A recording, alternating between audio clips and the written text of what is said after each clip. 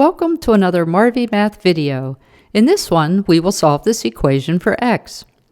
To start, we can notice that on the right side of the equation, we can factor a 3 out of the two terms in the denominator.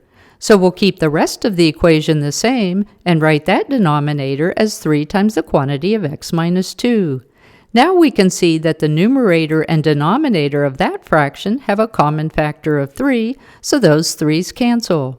Next, it helps to notice that this equation is an algebraic proportion, which is an equation in which two ratios are set equal to each other.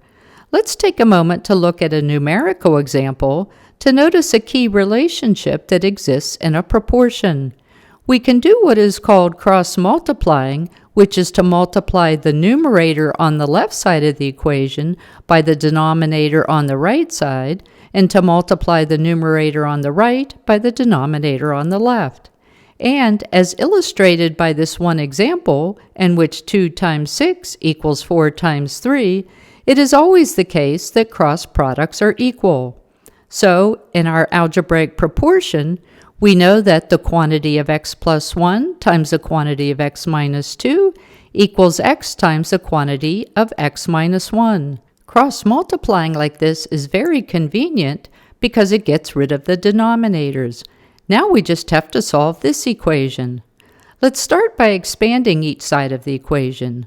On the left, x times x is x squared. X times negative 2 is negative 2x.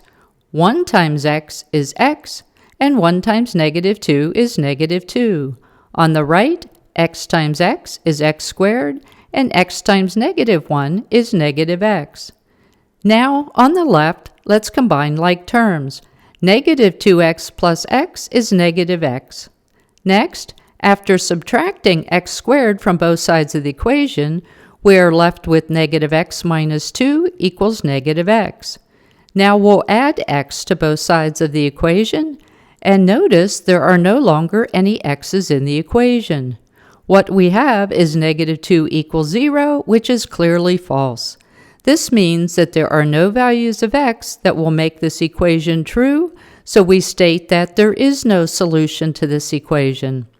After all of that work, this seems a bit disappointing, but finding out that there is no solution is indeed the solution to this problem. Thank you for watching. I hope you enjoyed it and found it useful.